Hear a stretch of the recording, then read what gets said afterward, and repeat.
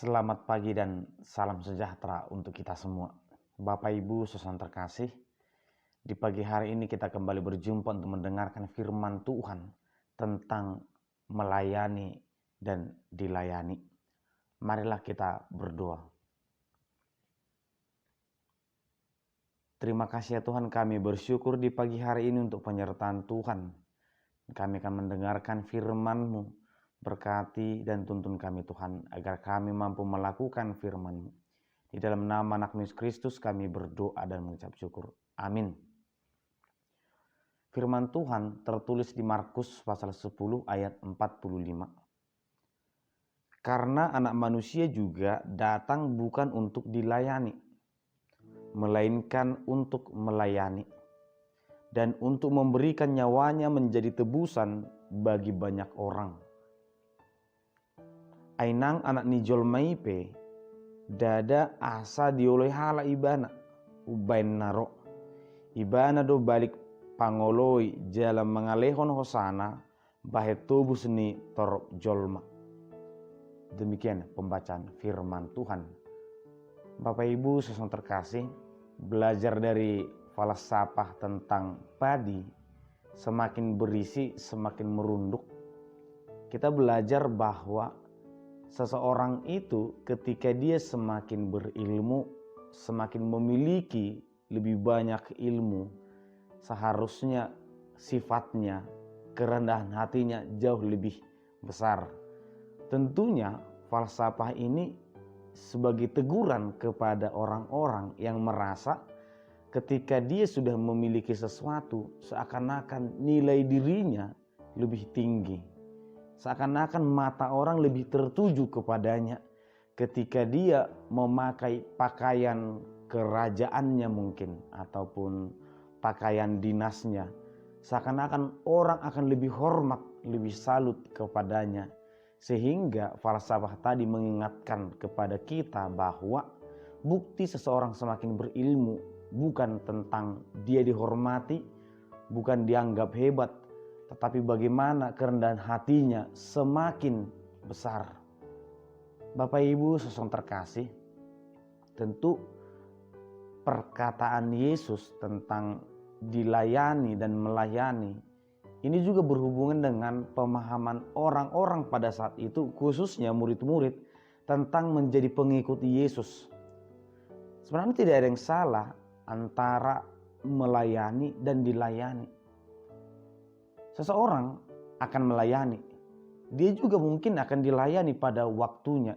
Ini sesuatu yang akan berganti, bahkan seorang pembantu pun dia pasti akan pernah dilayani oleh tuannya. Itulah perputaran hidup, dan itu akan terjadi kepada semua orang. Tetapi akan menjadi salah ketika orang Kristen atau murid-murid pada saat itu melihat menjadi pengikut Yesus itu suatu saat kita akan dihormati, suatu saat kita akan dilayani. Inilah pemikiran tentang seorang raja bagi mereka atau seorang Mesias.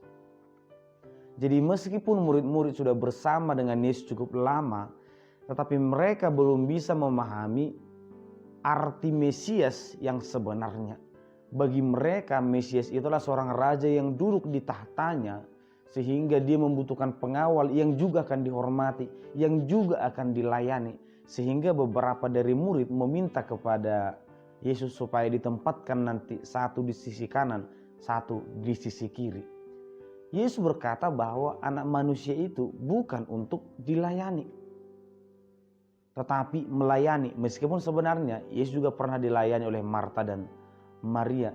Tetapi sebagai teguran kepada murid-murid, fokus kita bukan tentang dilayani, tetapi untuk melayani. Bukan untuk dihormati, tetapi menghormati. Bukan untuk diagung-agungkan, tetapi untuk melayani. Oleh karena itulah menjadi orang Kristen, apa tujuan utama kita sebenarnya? Tentunya adalah untuk mengenal firman Tuhan itu, untuk memiliki kerendahan hati, untuk berbuat baik kepada orang lain. Bukan menuntut perbuatan baik, tetapi memulai perbuatan baik itu kepada semua orang. Karena pastinya ketika kita memulai pelayanan, memulai berbuat baik, orang lain juga akan menjadi baik, dan mungkin kebaikan itu akan kembali kepada kita. Oleh karena itulah jika kita melihat, Yesus berkata bahwa anak manusia untuk melayani dan bahkan memberikan nyawanya menjadi tebusan bagi banyak orang. Ini menghancurkan pemikiran murid-murid, berarti menjadi pengikut Yesus bukan menjadi orang hebat ternyata, tetapi untuk melayani. Bahkan Yesus sendiri memberikan nyawanya kepada semua orang. Berarti konsep Mesias itu, nam arti raja di atas segala raja itu bukan seseorang yang duduk di atas tahta, tetapi orang yang mau melayani. Bapak Ibu saudara terkasih, firman Tuhan di pagi hari ini mengajarkan kepada kita bahwa melayani dan dilayani itu adalah hal yang normal. Dalam falsafah orang Batak, marhula-hula, marboru, manat mardongat tubuh, itu hal yang akan berputar. Kita mungkin akan duduk sebagai orang yang dilayani, tapi kita juga akan duduk sebagai orang yang melayani. Oleh karena itu, dimanapun posisi kehidupan kita, apapun yang sedang kita lakukan, mari melakukannya untuk kemuliaan Tuhan. Dan ketika kita melayani, melayanilah untuk kemuliaan Tuhan. Dan ketika kita waktunya dilayani, marilah yang kita muliakan tetap Tuhan. Tuhan memberkati kita. Kita berdoa. Terima kasih ya Tuhan, kami bersyukur di pagi hari ini untuk penyertaan Tuhan. Kami telah mendengarkan firman-Mu yang mengajarkan kami tentang pelayanan seorang Kristen. Bahwa menjadi pengikut Kristus bukanlah sebuah prestasi untuk dihormati, tapi awal untuk melayani sebagai orang yang memulai kasih dan pelayanan kepada sesama. Berkati kami Tuhan agar kami dimampukan untuk melakukan firman-Mu. Di dalam nama anak Yesus Kristus kami berdoa dan mengucap syukur. Amin. Anugerah dari Tuhan Yesus Kristus, kasih setialah Bapa dan persekutuan Roh Kudus kiranya menyertai kamu sekalian. Amin.